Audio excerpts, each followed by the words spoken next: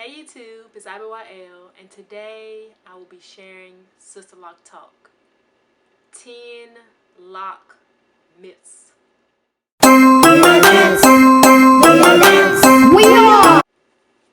So I'm going to be sharing some myths that I once believed at some point, or myths I've heard, or things that people have asked me that were actual myths and they weren't sure about. So keep in mind throughout this video that myths are just that, things that we thought were true but they weren't true. If you have any to share, post them in the comment box below. Anything you have heard and weren't sure about, or myths that you know about because you now have locks and you know it's not true.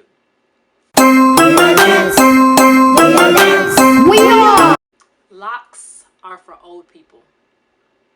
I believe this one at one point. When I was younger, I don't remember seeing anyone in elementary school, in middle school, and I can't recall anyone in high school. I'm sure it was probably one person in high school, but I can't recall anyone in high school who had locks. It was always someone who was in their upper 30s, 40s, and beyond. So at one point I thought locks were just for old people or older people. But dispelling myth number one, locks are not just for older people. When I got my locks, I was 25. I'm no longer 25, but I'm also not old. So locks are for all ages. I even see children today that have locks. I won't be able to keep my hair looking neat. Alright, so with locks, okay, every piece of hair won't be laid, but also with other ways of maintaining our hair, every piece of hair won't be laid. There's always that one hair, or that there's 10 hairs somewhere not doing what it's supposed to do or what you want it to do. But can you keep your hair looking presentable? Yes, with locks you can still keep your hair looking presentable. So dispelling myth number two, you can have presentable, well-groomed looking locks. Locks will make my hair thinner. Locking within itself does not thin the hair. It actually allows your hair to thicken up. So if you have fine hair, locking can allow your hair to thicken up because there's less manipulation. You're not combing and detangling and brushing because the hair is just locking together. So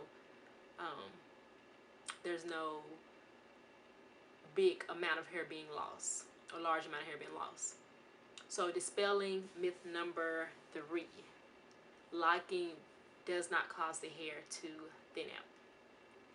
Now, edges thinning out, of course, could happen with overdoing anything.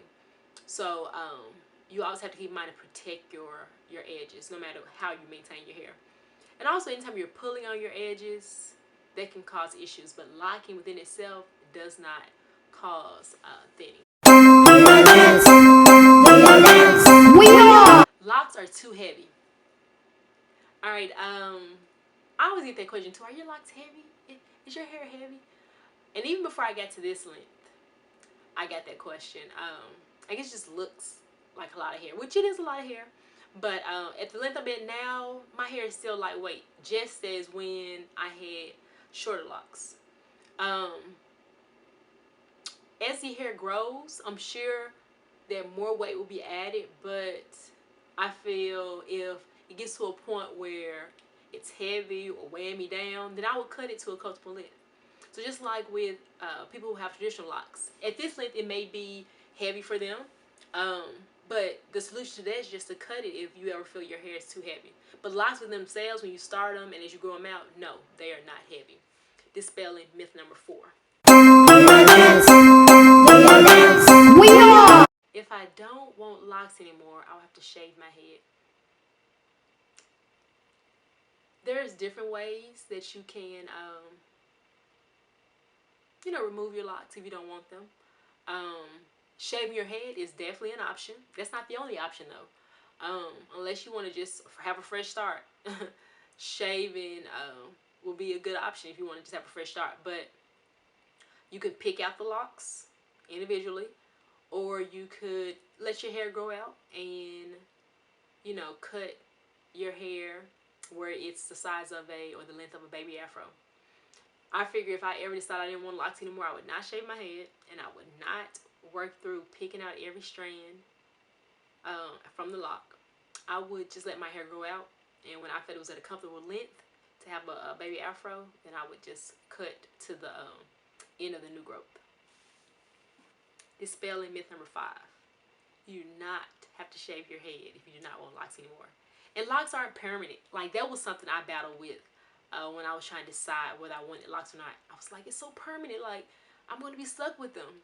I don't know what I was thinking, because just like with any other way of maintaining your hair, if you don't want it that way anymore, just cut it and do something different. So you don't have to shave your head, and locks are not permanent, and it's hair. It will grow back.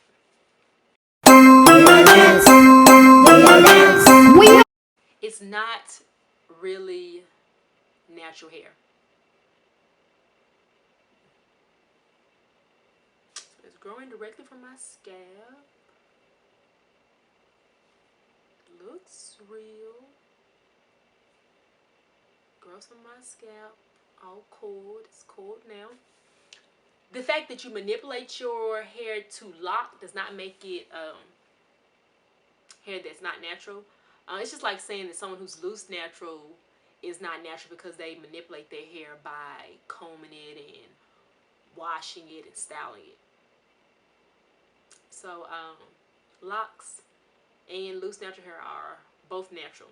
Now, it's when a chemical is added to the hair that alters the hair in terms of making it curly hair becoming straight from a chemical, or straight hair becoming curly from a chemical.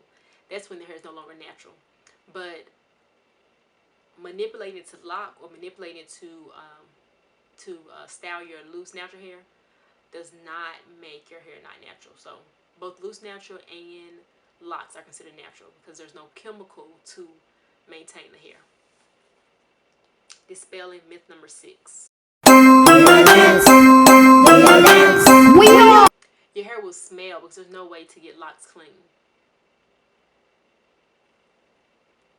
All hair must be washed. So if you have a routine of washing your hair, then your hair will not smell. Same way with loose natural hair. If you don't wash it, it will smell. So if you don't wash your locks, then your locks will smell. So if you've ever been around someone whose hair smelled and they had locks, it wasn't because locks themselves smell even after you wash them. It was because they probably weren't washing their locks. So dispelling myth number 7. Locks that are washed are not smelly. There aren't many styles. I have to say bye-bye to curls and other styles. One reason I love posting videos about locks, pictures about styles I've done on Instagram, on YouTube, on Twitter, on Facebook, is to show how versatile locks are. How a style that is created on someone who's loose natural can be recreated on someone who has locks. There's plenty. There's hundreds and thousands of lock styles. You are not limited when you have locks. You can also curl your locks.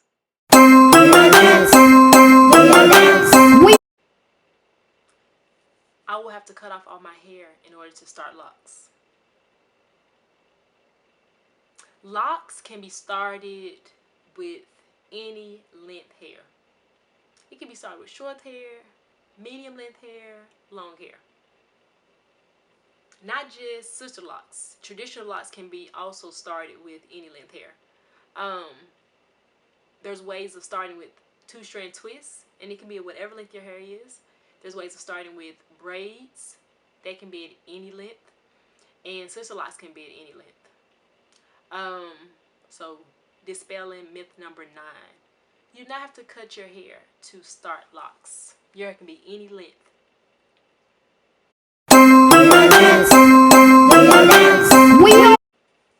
I will have to use product to maintain my locks. There are some maintenance for locks as far as perm rolling that requires like locking wax or locking gels. But there's several other options that do not require product. So there's traditional locking where you can use interlocking, and Sisterlocks uses an interlocking process and does not require an actual product in order to lock the hair. So dispelling myth number 10, you do not have to have product to lock the hair. What are some myths that you have heard or myths you once believed? Share those in the comment box below. Thumbs up the video, share, subscribe if you haven't already. Thank you for watching. Thanks for watching. Please check out my previous videos. Don't forget to subscribe.